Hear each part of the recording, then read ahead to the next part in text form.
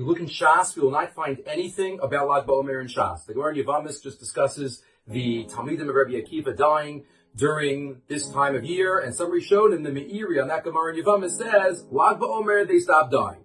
But the question is, where did this all come from? What's the simcha on Lag Baomer that we find in our day and age? It goes back 500 years. The Arizal was really the one. He went to Meron when he was in Sfat. He felt the need to go to the mountain to go to Meron to dance on the yard side of Rosh Hashanah on Lag Baomer. So what exactly is the simcha? What did the Arizal realize? What was it at that moment in the 1500s in Sfat that made the Arizal say, it's time to start celebrating Rabbi Shimon, it's time to start celebrating Lag Baomer?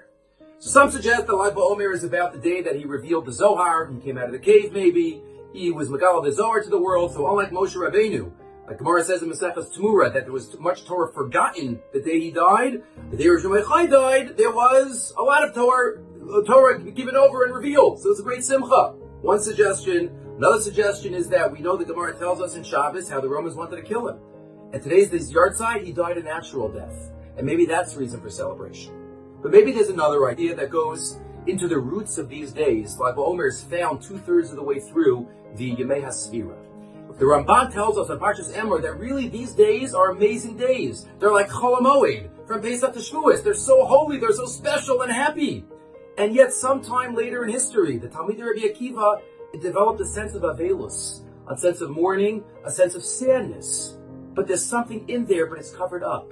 Rabbi Shimon Bar Yochai is the one throughout Shas, through all of his shitos, that always sees the pnimius of the act, of the idea. Davar she'eino miskaven. You don't have kavanah, Rabbi Shimon says pater. Malach she'eino tzricha legufa, mutter. Malach she'eino tzricha legufa. You don't have the right same kavanah, you're pater. V'hishpati chaya ra min haaretz. Hashem promises in Parshas Bechukosai, I will get rid of all the animals. Says Rabbi Yochai, they'll be there, but they'll be different. The pnimius of something, Shimon Bar Yochai always sees the pnimius of the event. Geula, redemption, the whole Geula process is a pnimi idea. We don't always see it happening. We're in the process, but a lot of times, sometimes it's mashgiach min hachalonos, but most of the time it's meitzis min hacharakim. Hashem is peeking out. We don't see him. What was Tzfat in the 1500s? That was really the first Torah center in Eretz Yisrael since the Churban Beis HaMikdash. After Beitar, which is a hemshech of the Beis HaMikdash time, what were the Jewish centers? Tzfat started again. Tzfat, Tzipisa Yeshua.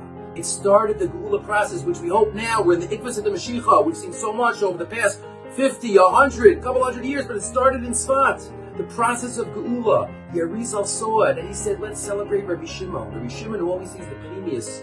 And that's maybe what we celebrate on Lag Baomer. We celebrate the start of this Geula process that's continued over hundreds of years, and we hope now, like many say, this is the Ikvus of the Mashiach, the last few moments. Let us celebrate, look into the pnimius of the fires, and say, Davin, hope, and Yerd, HaKadosh Baruch Hu, bring us finally to the case of Mashiach Tzidkeinu, so we can all dance around the fire, like the Gemara says at the end of Tainus, around the fire.